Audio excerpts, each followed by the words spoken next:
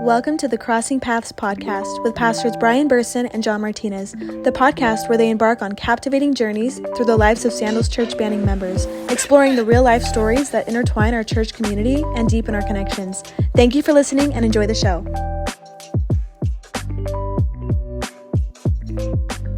I'm actually super excited about this Crossing Paths episode that we're going to be doing with my brother-in-law, Mike Gordon. And so I've known him for a lot of years, and we've got a lot of stories to share, and I've got a lot of questions to ask. Yeah, I'm excited to hear it. Yeah, it's going to be fun just to get to know Mike and just share part of like what makes him him and what he does for a living. And also some experiences that we've had together. We've traveled a lot, and we've had a lot of different experiences. I've heard a lot of the stories that you've shared with me about you guys doing different things and stuff. So I'm excited to have this conversation as well, because I have heard a lot about your guys' journeys together. So yeah, now you get the truth. And part of Crossing Paths, the whole concept is that through the cross of Calvary, Jesus allows us to cross paths with a lot of different people. And so if you're a part of Sandals Church Banning, then you're a part of my life, and my life is intertwined with Mike's life, partly because of our family, but also just because of friendship. Yeah. So Mike was the director, and he is the one who created Inland Leaders Charter School in Yucaipa, and I've worked there, and so he's been my boss as well, in addition to my brother-in-law. And so share, Mike, just as part of an intro to yourself, kind of Inland Leaders Charter School, because there's a lot of people that are connected with that school in this community and in Calamasa, in Yucaipa. So tell us a little bit about that. Yeah, just a quick synopsis. We have about 1,000 students, kindergarten through 8th grade, actually TK through 8th grade. Started back in 2007, so we're about 16 years old now. And it was really a brainchild of my wife. She rolled over one night just out of a random thought, and she said, I'm going to homeschool our kids. And I was a public school administrator at the time. I was working in the Yucaipa Calamasa Joint Unified School District. And I said, what are you talking about? I work in the district my kids go to school at, and I didn't think that would be the best idea for my career path to have my students opt out of the schools that I was actually working in. So I said, hey, give me a couple years. I got this great idea. There's this charter school idea out there. It's been around since 1992 in California. And she gave me a little grace, and I had an opportunity to learn more about charters, what they do. We got started in 2007 with the blessing of the district. So you started with how many students? 199 the first day. 199 students first day. That's pretty good. Yeah. And then I just remember, because I was a part of the school the first 2 years. And I remember the test scores were stellar. It was just a very successful launch. And then now you're into this how many years? We're going on 17 next school year. 17 years. And how many students now? 947 today. I mean, you want to talk about growth. It's amazing. Yeah. About 600 kids, 650 on a wait list. Yeah, more than 4 times the 600 kids on a wait list. I mean, it's just incredible growth. So you're bursting at the seams. We are. So is it because of space or the amount of faculty that you have that you can't bring more on at the moment? Yeah, it's a good question. It's a combination. I think we keep small class sizes. Okay. So we don't want to overpack our classes, and we keep those below 24, 25 kids. And then it is just facility space. That's good. At some point, it's just not having enough rooms.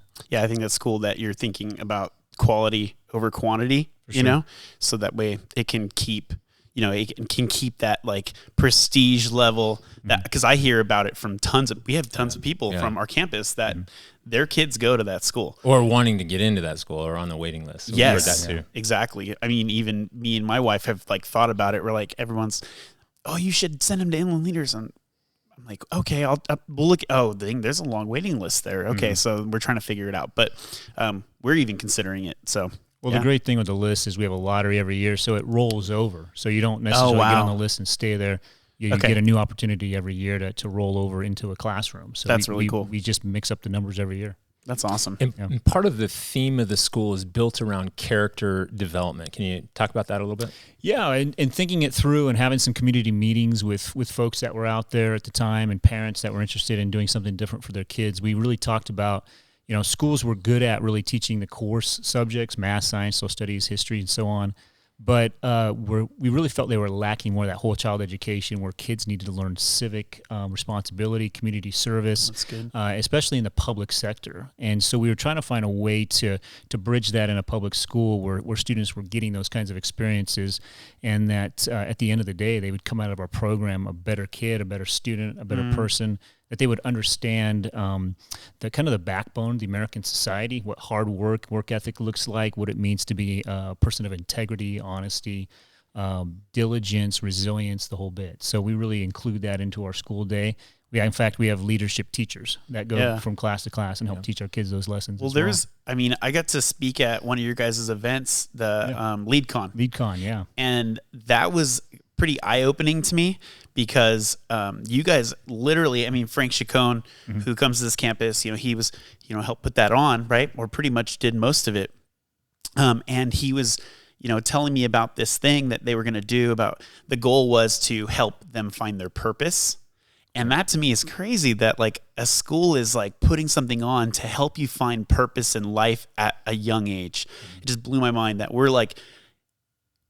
I got to just talk about some of what I've been through in life and purpose and what that looks like. But you guys are doing that with middle school kids. Especially now, like where we are as a culture and, everything that's going on in the schools nationwide, that's at the core of what you guys do, and that's the theme of what you do. And I've worked at the school, so I know the culture and environment is just healthy and right, and such a great place to be employed. So anyway, it's impressive. And there's how many teachers now or staff? How many staff members? Well, depending on who you count, because we have an after-school program too, but you're looking at around 100, 120. 120 staff, and so the interesting thing in terms of how they structured the class day is you guys have a compressed class day so that you can offer a whole host of electives after the school day, which include things like horseback riding, like I think jiu-jitsu or... Yeah, our craziest one is javelin for kindergartners. That one's wow. That one's pretty wild.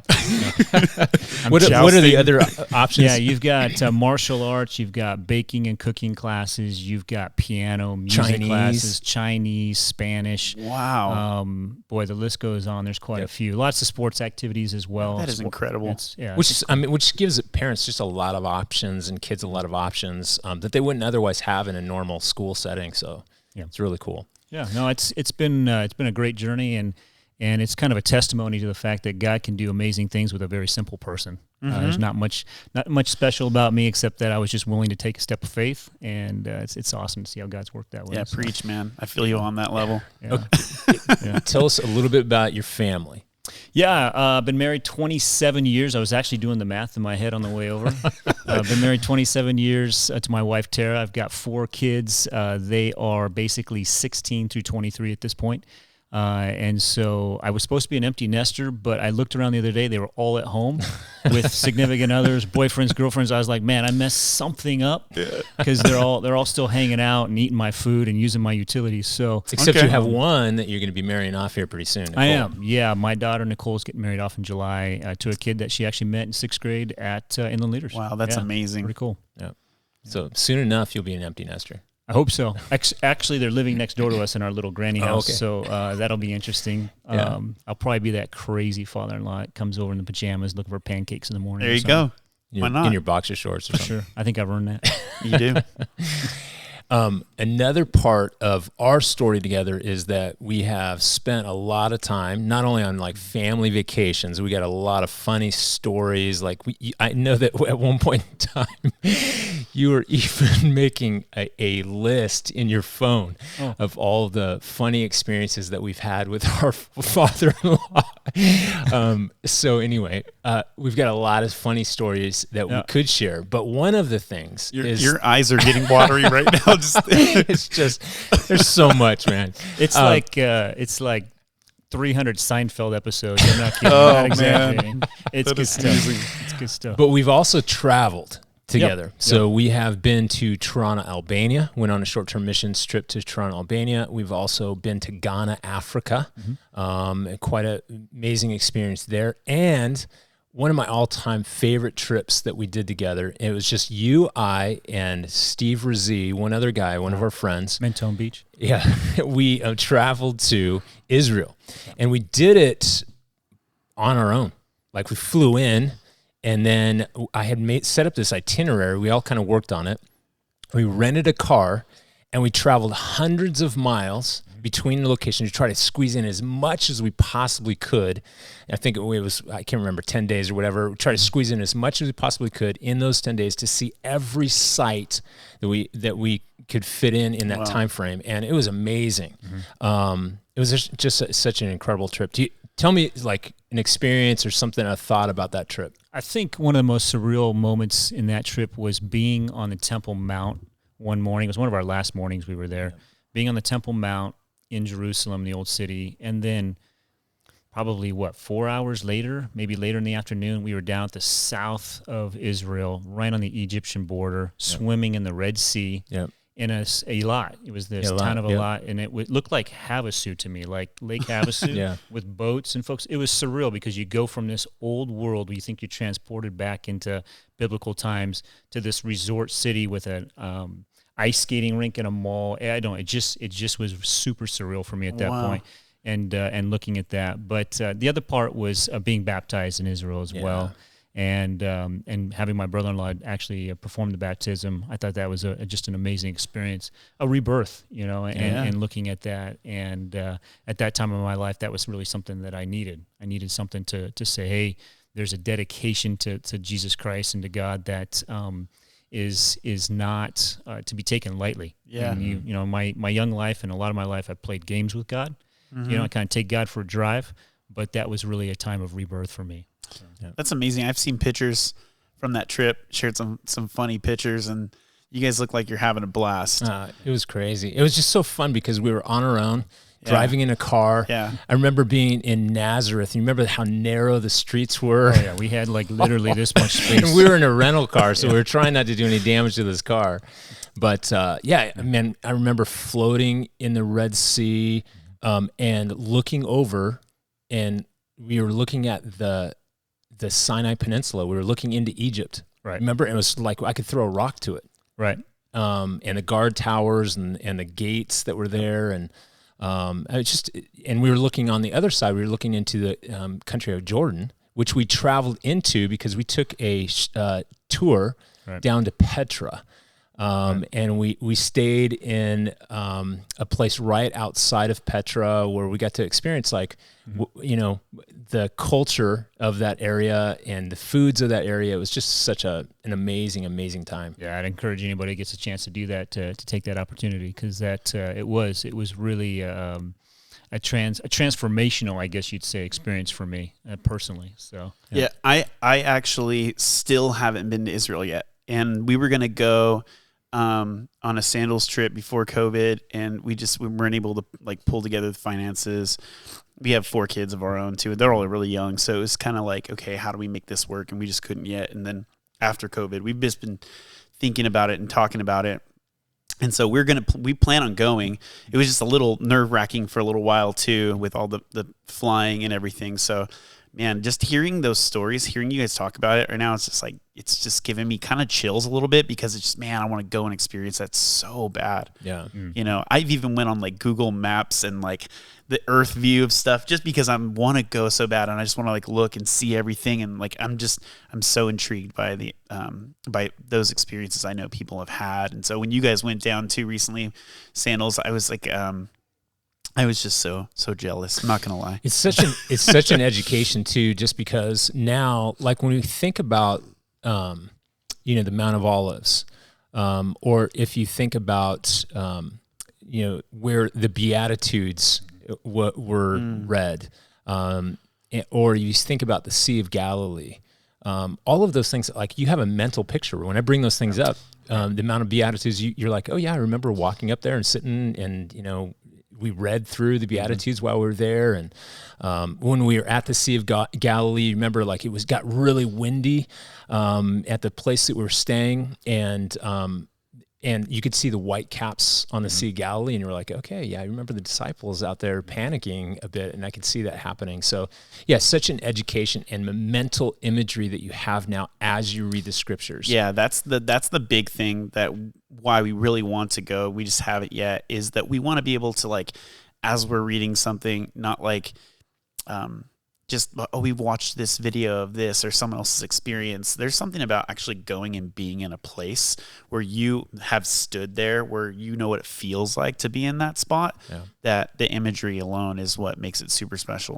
That's why we want to do it. Let me shift gears, because there's another interesting aspect of your life, and it has to do with the family that you were raised in, because your parents have been intimately involved with Missionary Aviation Fellowship, MEF, which used to be based out of Redlands, correct, at the Redlands Airport. And I've had several friends, their families were involved in that. So you've, as a result, lived in Africa and also in Moscow, in Russia. So tell us kind of a little bit about that. Yeah, it's a great upbringing if you get to be a missionary kid, because you get a chance to experience the world, where a lot of kids are maybe stuck in a bubble, or specifically in maybe a region of the world.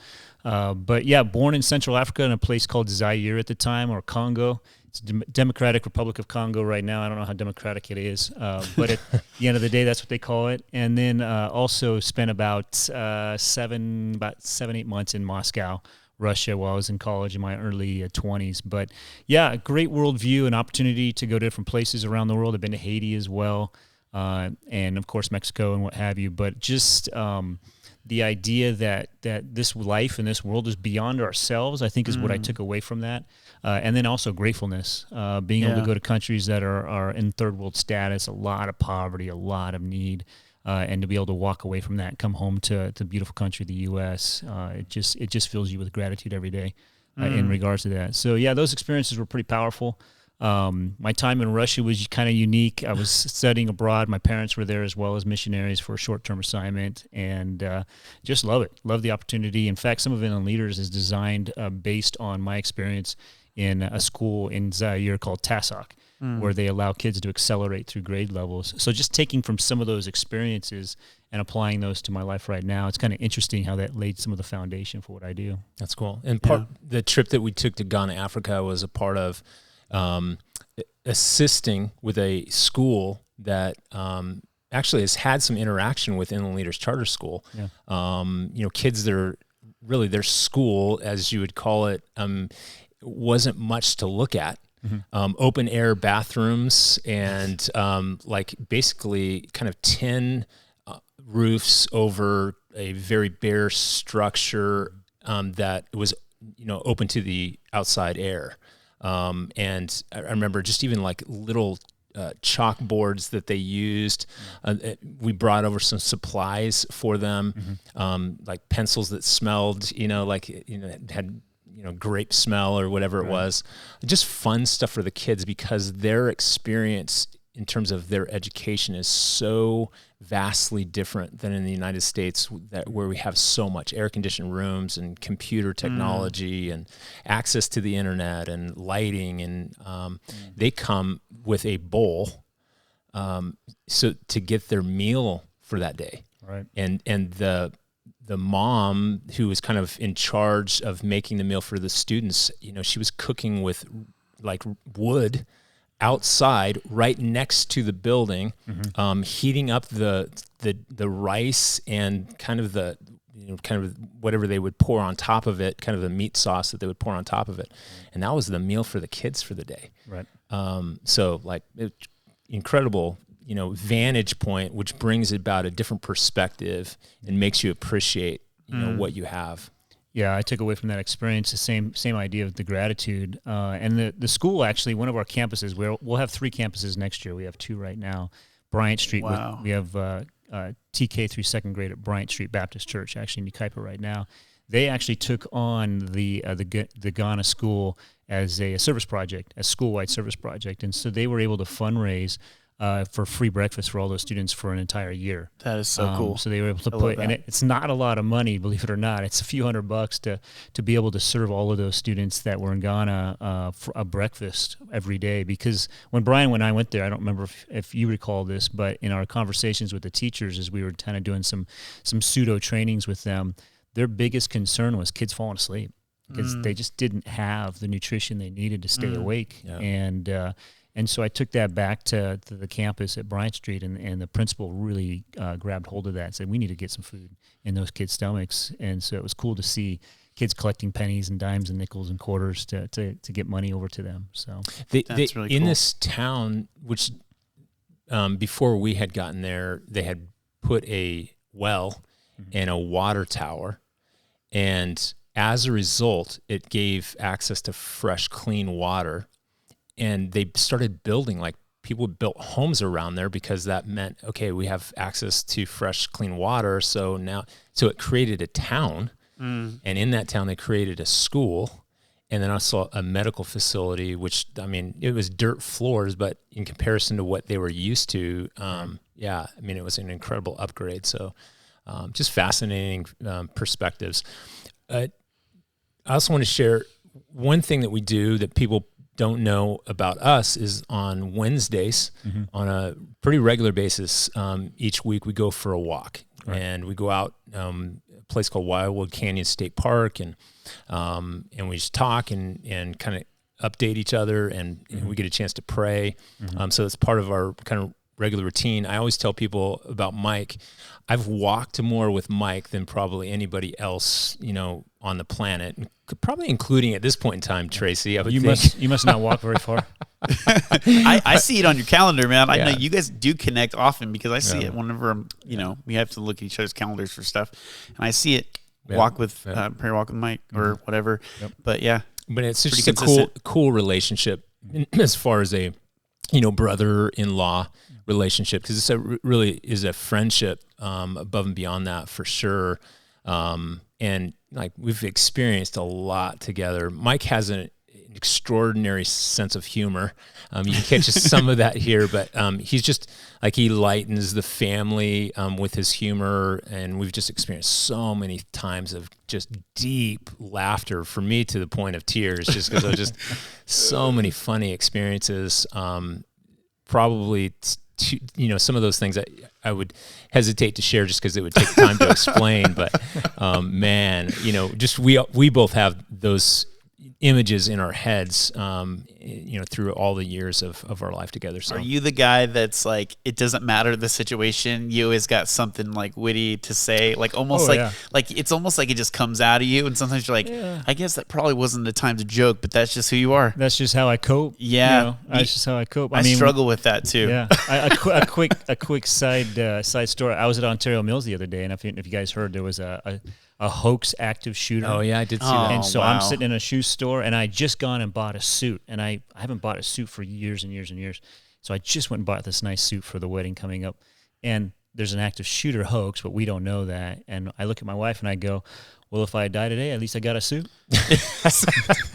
Dude, that's just how I cope. I feel like that's been an issue of mine lately, where I feel like I'm always just, there's a joke or just some lighthearted remark that I'll make, and I've been trying to reel it in a little bit because there's moments in time where you have to be serious, right? And so I've been working on that, but it's hard because I feel like I'm always like just lightening the mood with little jokes. And so I can appreciate that, because sometimes it could be a problem too, I get it. Well, as we wrap up here, is there any last thoughts, comments, complaints?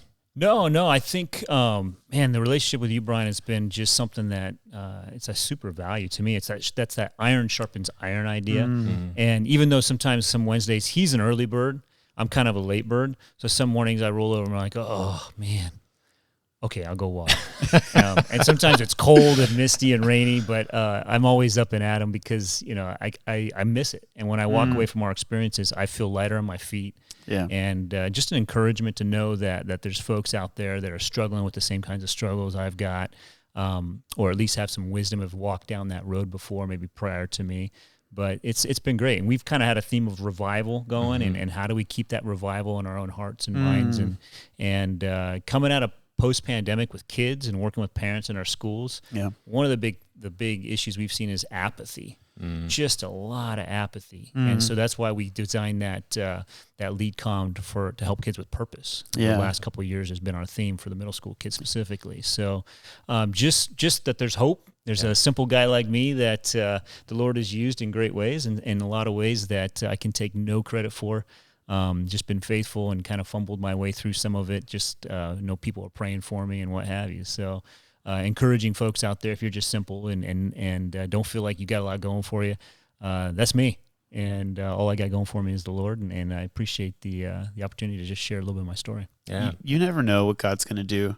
You just have to say yes to whatever it is that He's calling you to. I mean, it could be ministry, it could be starting a school, it could do whatever. I think our lives are our ministries, right? So at the end of the day, it's what you're doing. You're planting all of these seeds, and you're helping kids, and you're doing it in a way that's not like it's unorthodox in the sense of like there's not a lot of opportunities like this out there for students, and so it's such a special thing to.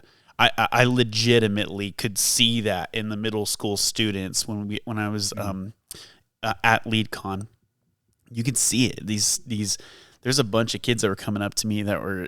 It was just interesting to hear them talk, because there are students that I've been around for a long time that they're in a different level.